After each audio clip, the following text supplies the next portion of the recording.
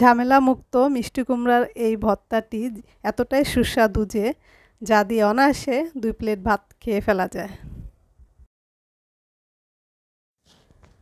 আসসালামু আলাইকুম। মিষ্টি কুমড়া ভর্তা তৈরি করার জন্য আমাদের লাগছে মিষ্টি কুমড়া।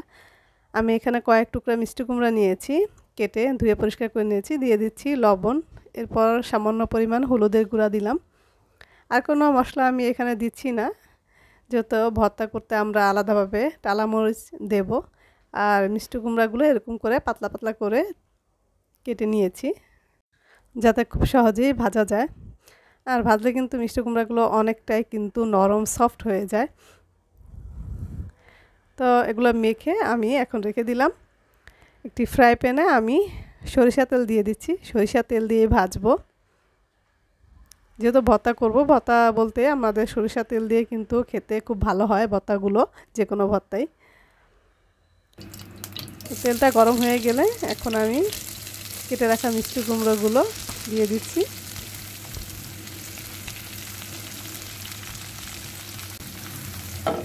তো এখন আমি ঢেকে দিচ্ছি। ঢেকে দিলে কি হবে, খুব নরম হয়ে যাবে, মিষ্টি কুমড়াগুলো অনেক সফট হয়ে যাবে।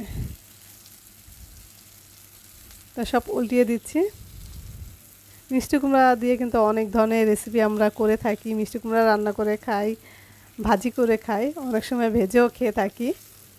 মিষ্টি কুমড়ার ভর্তা কিন্তু অনেকে খেয়েছেন, অনেকে খাননি।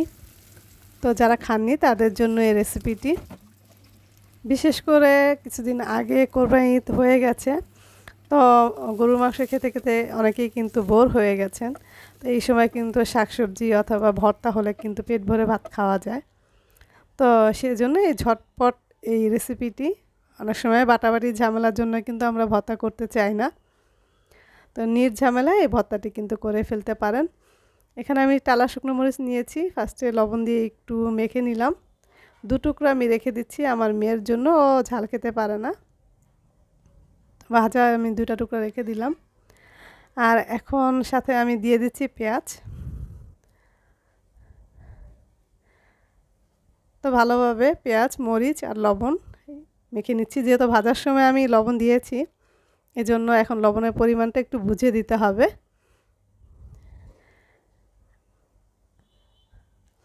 আর ভাজার পরে কিন্তু মিষ্টি কুমড়া অনেকটা সফট হয়ে গেছে, একদম হাত দিয়ে কিন্তু এভাবে মেখে নিলেই একদম মিহি হয়ে যাবে। আর ভাজার পর কড়াইতে যে সরিষার তেলটা ছিল সেটাও আমি কিন্তু দিয়ে দিয়েছি। আর বাসায় ধনিয়া পাতা থাকলে অবশ্যই ধনিয়া পাতা দিবেন। আর এই রেসিপিটি যদি ভালো লেগে থাকে তো প্লিজ আমার চ্যানেলটিকে সাবস্ক্রাইব করে পাশে থাকা বেল বাটনটিও ক্লিক করে দেবেন, আর সেই সাথে একটি লাইক দিয়ে দিবেন।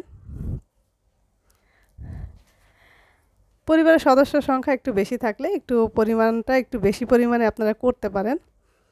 এখানে যেহেতু আমি আর আমার হাজব্যান্ড খাবো, তো অল্প করে তৈরি করলাম। তো এই মজার রেসিপিটি বাসায় অবশ্যই ট্রাই করবেন। ভালো থাকবেন। আল্লাহ হাফেজ।